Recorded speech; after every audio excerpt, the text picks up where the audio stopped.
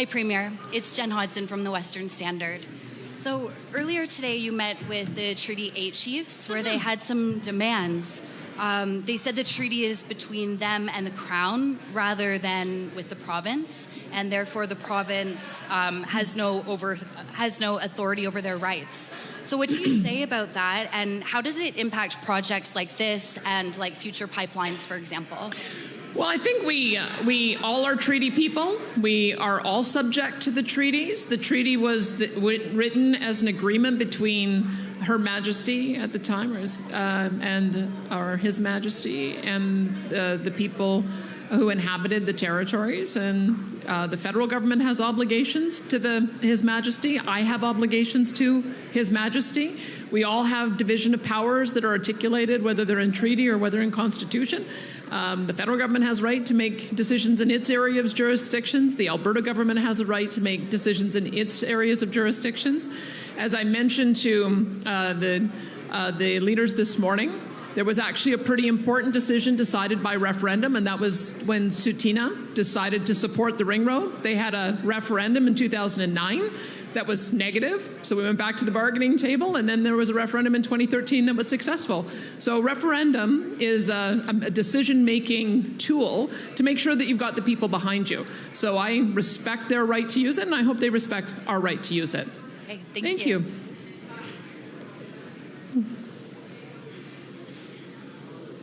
Scott Strasser from the Calgary Herald, Calgary Sun. My question is, in terms of if the project runs into cost overruns, which order of government would be responsible for that?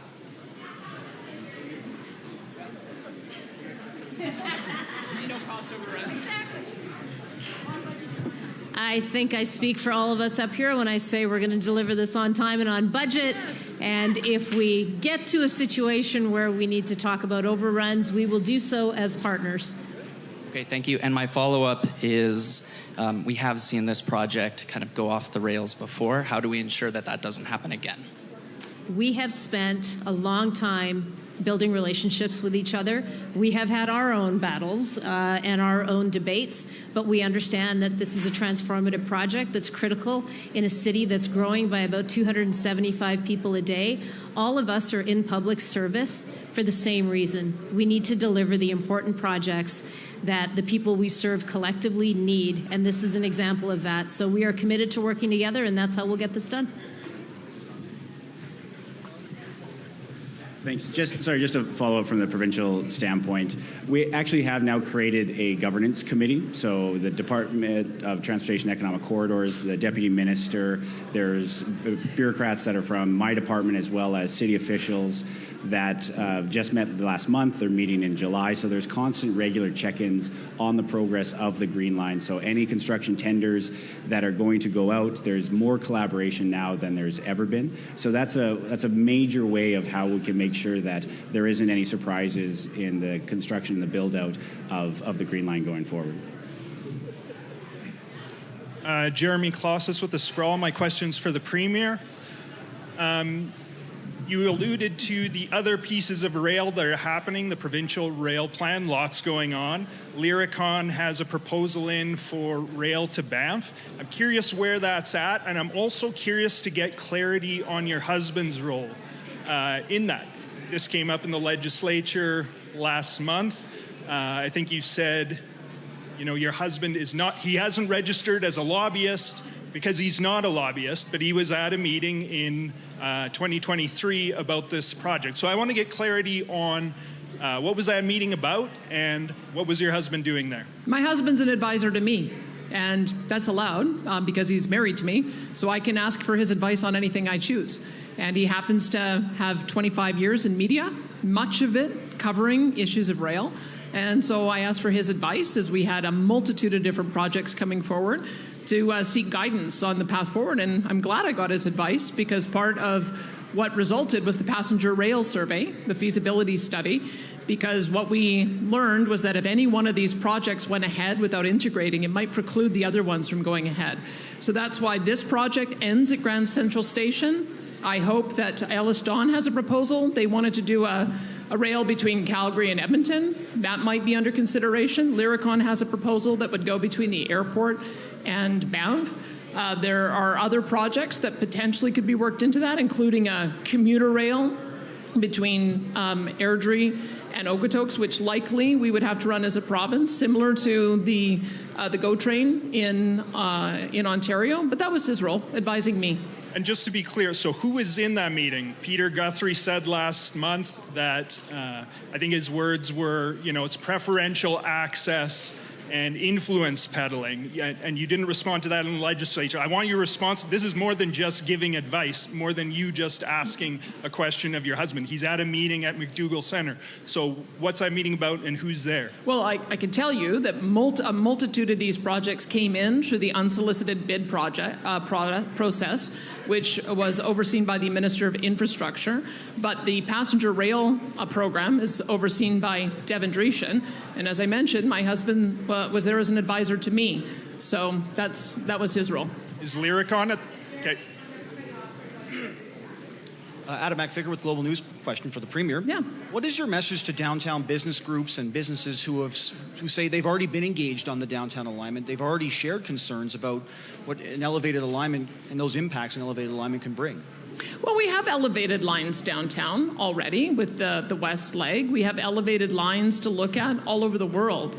I think we had to make a consideration, knowing that it's about $1 billion a kilometre to do an underground line and the complication associated with the underground river system versus $100 million a line to go a kilometre at ground level, and I think it's $400 million a kilometre. So those are some of the considerations. We thought to have the best proposal that would go the furthest and be the most meaningful to the people who were going to use it, we had to find a way to get more of it built above ground. I can turn it over to Minister Dreeshen or Mayor Gondek, and they might be able to elaborate more.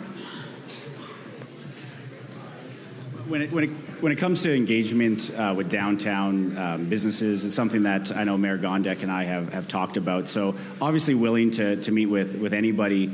And we have actually, I think it was a few months ago now, we had a good meeting down in the BMO Center with Downtown Business Association. And their main message to us was just get it built. Start the Green Line. So it's great to see, obviously, this day, the groundbreaking, to actually see the Green Line being built. And as I said, 2031 should be the completion of the Green Line right to Grand Central Station. An extra year construction, even though it won't take a year to build it, but it'll be by 2032, we'll actually have the entire Green Line project from downtown, tying into the red and blue line, all the way down here to Shepherd. And that's important because the federal money, the $1.53 billion and the commitment from the federal government is that totality of that entire project. So the downtown alignment all the way to Shepherd, that is the Green Line project. And we all have a vested interest in making sure that can get built and operational by 2032. I think it's also really important to remember that we are doing a functional plan, a feasibility study of what works best in downtown. We know that the report that was submitted to us had a lot of questions unanswered, so we're going to make sure those questions get answered by experts. It's third party, it's independent, and depending on the results of that, we will put our best foot forward. And this line was always envisioned to go up to north central Calgary, and that is not something that this council will give up on. We continue to work with our partners to make that a reality. No, I have a follow-up for the Premier, sorry. And it's off topic. On Tuesday, you talked about hope for separatist sentiment subsiding and attributed much of that to actions Ottawa can take. What could your own government do to change the minds of some of these folks? Well, I don't mean to make it uncomfortable for Minister Freeland, and she may want to respond to this as well. But I've said publicly, and I will say again, that the separatist sentiment was created by Ottawa, by policies that targeted our industry, that chased away investment, and that are still in place today.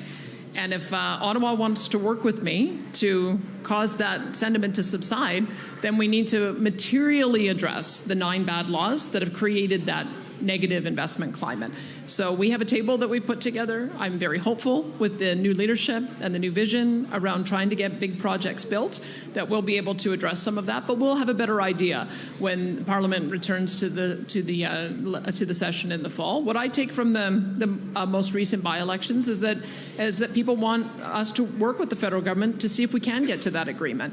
I think people are angry. I think people are frustrated. I've never seen such a high level of separatist sentiment. I don't think that there's been a separatist separatist party that has gotten such a high level of popular support. Normally it's a few hundred votes or a couple percentage points. It was 17% in one of the most recent by-elections. I take that seriously. And I hope that the federal government takes that seriously. But I also know the last time a separatist was elected to the legislature in 1982 in that same riding, a couple of years later, after Brian Mulroney got rid of the National Energy Program, the sentiment evaporated. And so this is really in Ottawa's hands. If they make the changes that we're requesting, then I suspect they can take the air out of that movement. I'll say a couple of things. So I'd just like to say I am so proud to have been born and raised in Alberta. I'm a really proud daughter of Alberta, and I am a really proud Canadian. And I believe so strongly that a strong Alberta makes Canada stronger, and a strong Canada makes Alberta stronger. I'm very encouraged by Bill C5, which passed in the House of Commons, the One Canadian Economy Bill, which passed in the House of Commons on Friday. It's being debated in the Senate today. Today is a great day.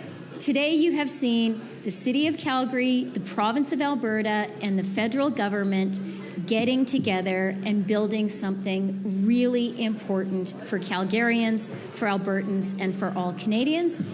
And I truly believe that if we continue in that spirit, and if the federal government and the province really roll up our sleeves and get to work practically, building the things that will make life better for Albertans, that will make the economy of Alberta grow, that's going to be great for Alberta. It's going to be great for all of Canada. And I think that's actually what Albertans want. I think it's what Canadians want. I'm not going to put words in the Premier's mouth.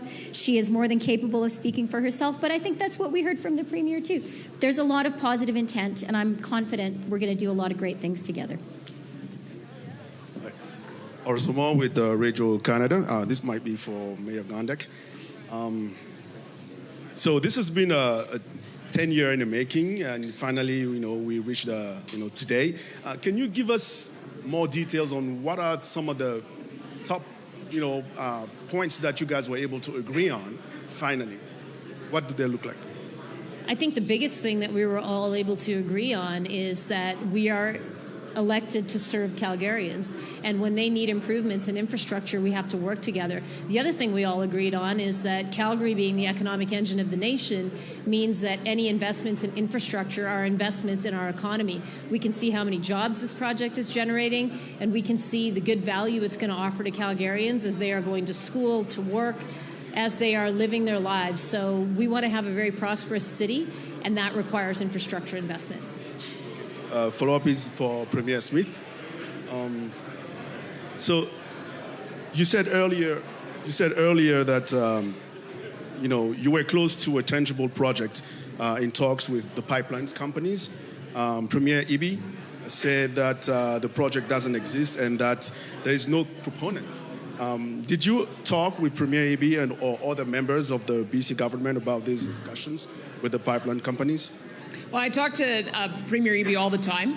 We're working on a number of different areas where I think we can collaborate, including on trying to get ammonia built to the coast, on LNG, on renewable diesel, on electricity interties. And yes, I have raised the issue of a bitumen pipeline.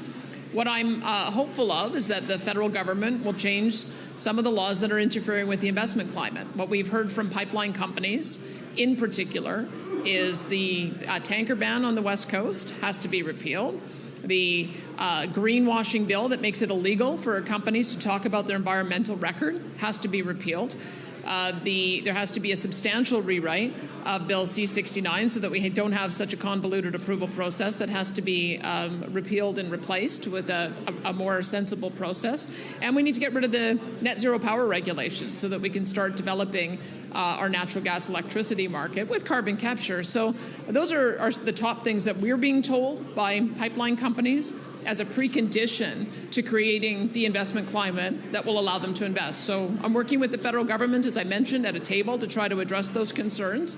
And what I would hope is that very soon a consortium or a single company would come forward as a proponent. But every pipeline proponent, every producer I talk to says that a bitumen pipeline to the Northwest BC coast is their number one priority. That would be the best project for Canada to do. Thank you. So I'll make this quick then. Darren Krause, Livewire Calgary. This question is for Minister Dreeshen. Obviously, at some point, we have to have an end point on the other end of this, but that's the province's responsibility for the most part, the Grand Central Station. Can you give us an update on where that is? I understand there may be stripping and grading work that's actually happening along that area. Is there an update? Yeah, so the Grand Central Station, obviously just north of the new event center. We're still in talks with the City of Calgary, obviously, to figure out where exactly the best suited land would be, if we have the land that we need properly or if it has to go a little bit farther away from the event center. So that's the construction on the Green Line will obviously start here and be working its way up. So there's still more detailed design and engineering work yet to be done. As I said, the new governance model that just had its very first meeting back in June, they are going to get a full list of the sequencing of construction and what new land, if necessary, needs to be purchased. And I think the next meeting is July 9th for that governance committee, where we'll get an update on the construction tenders, not just the 2 that have actually been awarded already or the 3 that are planned for this summer, but future ones beyond that.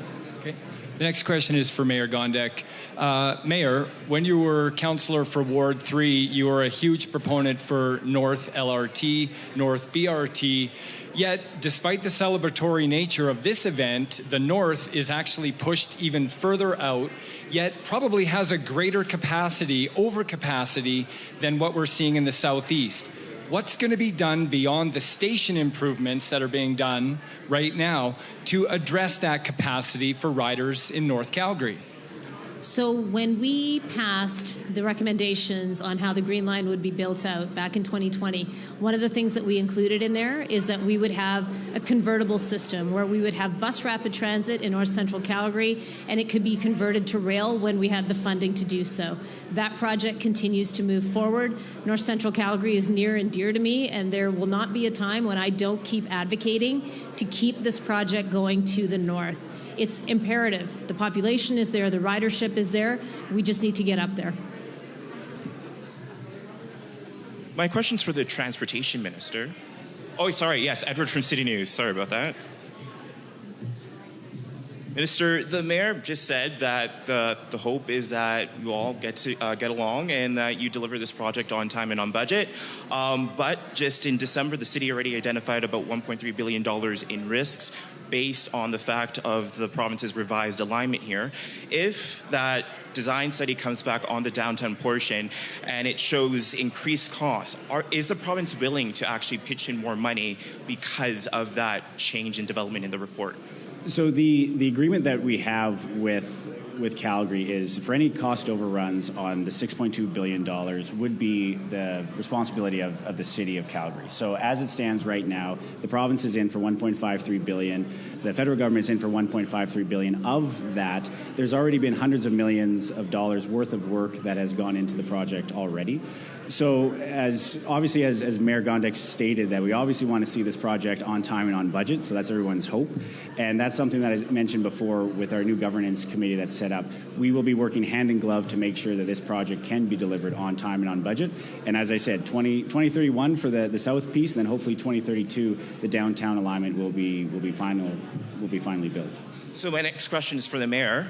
Based on that answer, if there isn't any money, if the costs actually go to $1.3 billion, if they increase by that much, where does that money come from? And if the city is not able to identify those costs, what happens to the Green Line?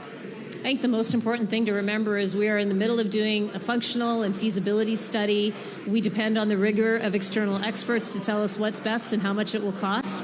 And I can't deal in hypotheticals today because we're not at that stage. So right now we remain committed to on time and on budget, and we shall see what comes back from that feasibility work.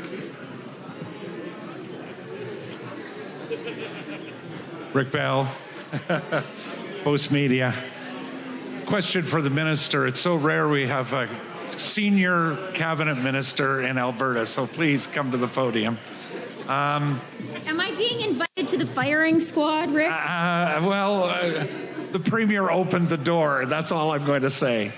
The Premier mentioned, as she mentions often, these 9 laws that she wants to see either changed, depending on the law, or reworked substantially in order to make your nation-building project work.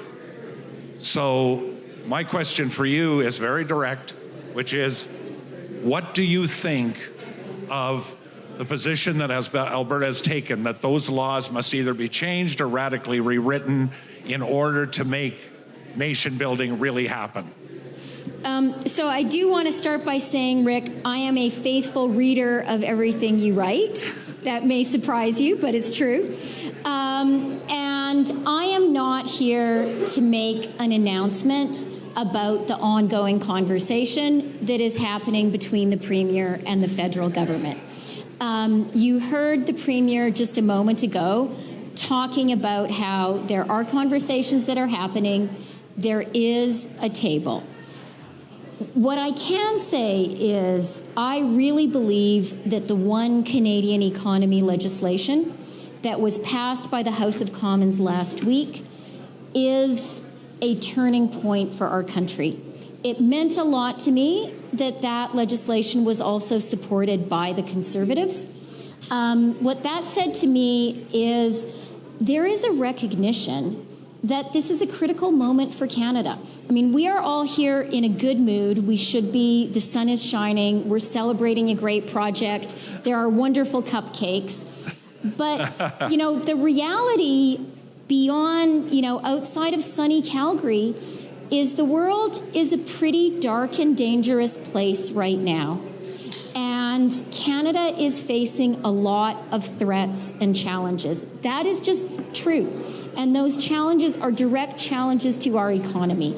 And that's why I believe we collectively need to take a new approach, an approach that is, as the Prime Minister has said, about build, baby, build, an approach that is about a true listening to each other collaboration between the federal government, the provincial government, the city, and Indigenous leaders.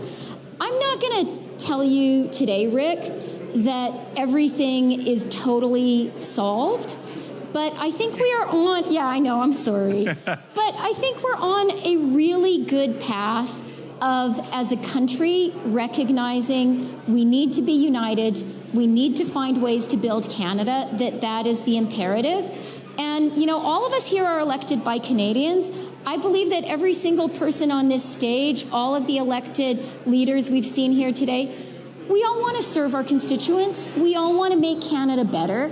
And I truly believe that with that approach of positive intent, a shared recognition of the challenges Canada is facing, Alberta is facing, I really think that we are at the beginning of a new chapter where we're going to get a lot more done a lot faster. And my supplementary, Mr. Speaker, is you're from Alberta, and maybe you could explain, do you understand what the reaction would be of many Albertans if, as has happened in the past is past, Alberta's heart gets broken yet again? The Premier talked about separatist sentiment, but even beyond separatist sentiment, just I think there would be a lot of pushback here. I'd have a lot of columns to write. So is the Prime Minister, who you're very close to, aware of what the consequences are of dealing or not dealing with Alberta fairly? The Prime Minister is a very smart, very articulate man who happens also to have grown up in Alberta. And by the way, yay for Edmonton Public Schools, right? They must be doing something right. So I'm not going to speak for him. Right. Okay. But I will speak for myself, Rick. And I truly am, in my heart, a daughter of Alberta. I was born and raised in Peace River in rural Alberta and in Edmonton. And And I am so proud of Alberta. I feel very shaped by Alberta. I love the innovative, frontier, pioneering, let's get things done spirit of Alberta. I really honor and cherish that. And it's not going to be news to you or to anyone in the Peace Country that I did not grow up surrounded by liberals, okay? There are people who donated to my leadership campaign from Peace River who've been calling my dad up and saying, Donnie, we like your girl, but now we're getting emails from the Liberal Party. People might notice. So I know that a community has people with lots of different views, and the way you build a community is about working together. I really liked your question because what's at the heart of your question is a conviction that I share, which is I think the vast majority of Albertans love Canada, and they want Canada to love them back. And so as a federal cabinet minister, I guess what I can say today is we do really love Alberta. I know that Alberta needs more than protestations of love, but today is about a concrete project, a lot of money being invested in something happening in Calgary that's important. The Premier and Minister Dreeshen have talked about a positive spirit that we have right now, and I, for one, am totally committed to using that positive energy, that shared recognition that this is a critical moment for Canada, to getting things done. Thanks for your detailed answers. I appreciate it.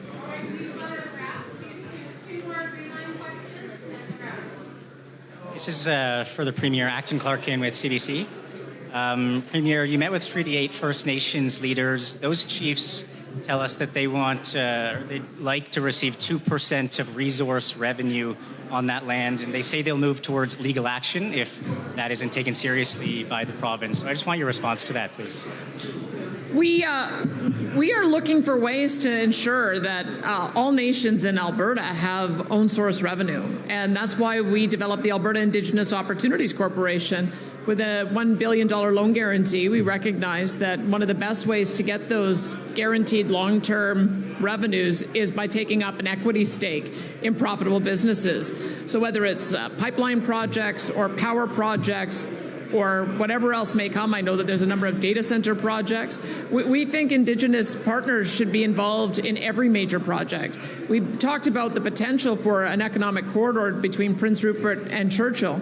So I think nations should own transmission lines and pipelines and rail cars and offload facilities for LNG and ammonia. Those are the kind of things, and data centers, those are the kind of things that will deliver the long-term revenue streams I think that they're looking for.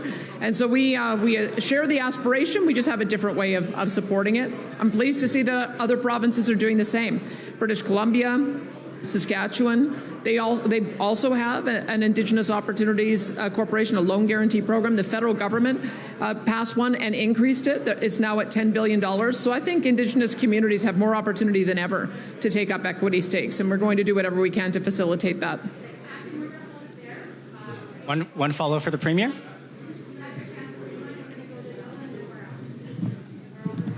Yeah, Jason Herring with Alberta, actually. Yeah, all good.